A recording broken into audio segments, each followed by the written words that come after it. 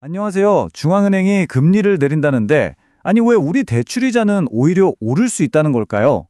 오늘 이 거대한 불일치의 미스테리를 한번 파헤쳐 보겠습니다. 이게 여러분 모두의 재정에 영향을 미칠 수 있는 아주 중요한 문제거든요. 자, 지금 시장에서 아주 이상한 신호가 잡히고 있습니다. 상식적으로는 좀 이해가 안 되죠. 연준은 분명히 금리를 내릴 거라고 하는데 왜 내 집 마련의 꿈과 직결된 주택담보대출은 오히려 더 비싸질 수 있다는 걸까요? 원래 연준이 금리를 내리면 대출받기 좋아지고 이자 부담도 줄어드는 게 이게 당연한 거잖아요. 그런데 지금 채권 시장은 전혀 다른 이야기를 하고 있습니다. 완전 정반대의 신호를 보내고 있다는 거죠. 대체 왜 이런 일이 벌어지고 있는지 지금부터 그 단서를 하나씩 찾아보겠습니다. 자, 그럼 시장이 보내는 이 알쏭달쏭한 신호, 이게 대체 무슨 뜻일까요? 첫 번째 단서는 바로 단기금리와 장기금리의 차이에 숨어 있습니다. 이걸 전문 용어로 스티프닝이라고 하는데요. 단기금리랑 장기금리 격차가 이렇게 벌어지는 건 금리 인하 시기에는 정말 보기 드문 현상입니다. 이건 마치 시장이 앞으로 뭔가 안 좋은 일이 있을 거야 라고 우리에게 미리 경고장을 날리는 것과 같아요. 그럼 그 첫 번째 단서부터 한번 찾아볼까요?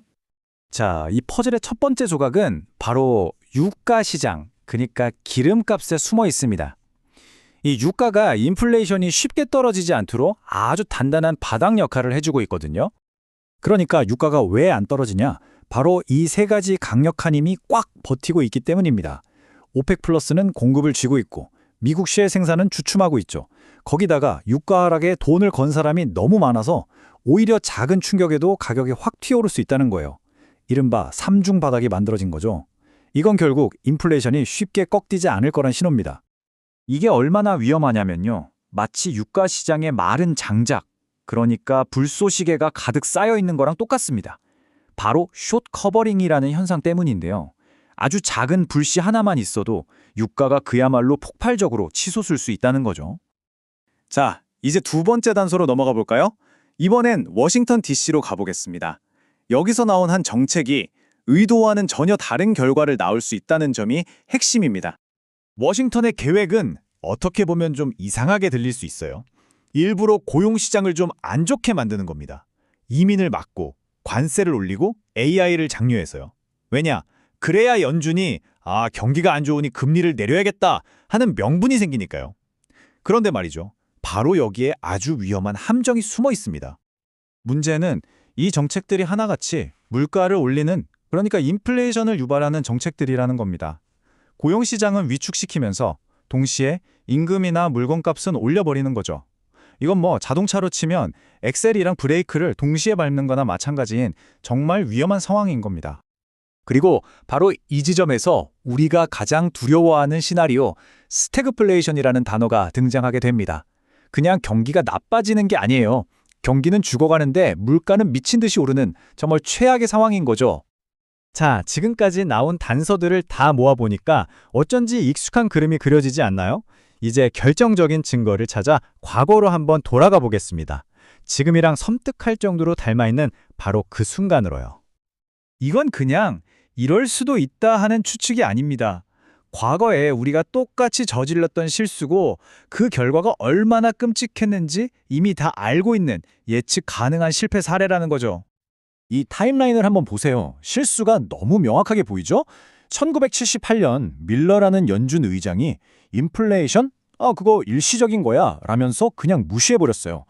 고용을 지켜야 한다는 이유로 금리를 계속 낮게 뒀죠. 결과는 어땠을까요? 시장은 바로 신뢰를 거둬들였고 장기 금리는 폭등하기 시작했습니다. 결국 작은 문제를 덮으려다가 훨씬 더 큰 위기를 초래한 셈이죠.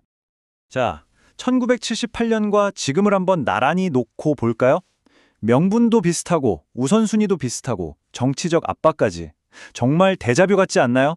이건 역사가 곧 반복될 수도 있다는 아주 강력한 경고입니다. 이게 바로 시장이 스스로를 지키는 방식입니다. 채권 작용단이라는 말이 괜히 있는 게 아니에요. 시장이 보기에 중앙은행이 정치에 휘둘려서 무책임하게 돈을 푼다? 그럼 투자자들이 가만히 있지 않습니다. 국채를 그냥 다 던져버리는 거예요. 그렇게 스스로 장기금리를 강제로 끌어올려서 잘못된 정책을 심판하는 거죠. 1978년에도 일본에서도 똑같은 일이 벌어졌습니다. 자, 지금까지 모든 단서를 따라와 봤습니다. 그럼 최종 결론은 뭘까요? 그리고 더 중요한 건 이게 지금 이걸 보고 계신 여러분께는 어떤 의미가 있을까요? 결론은 이겁니다. 우리가 본 모든 단서들, 그러니까 끈질긴 인플레이션, 이상한 정책, 1978년의 역사적 교훈까지 전부 다 한 방향을 가리키고 있어요. 연준이 눈앞에 단기금리를 내린다고 해도 시장이 이건 아니다 싶으면 스스로 장기금리를 끌어올려버리는 그런 심각한 위험에 우리가 직면해 있다는 겁니다. 이게 왜 그렇게 중요하냐면요. 장기금리가 바로 여러분의 주택담보대출 금리, 기업들의 대출이자 우리 경제 전체에 직접적인 영향을 주기 때문입니다.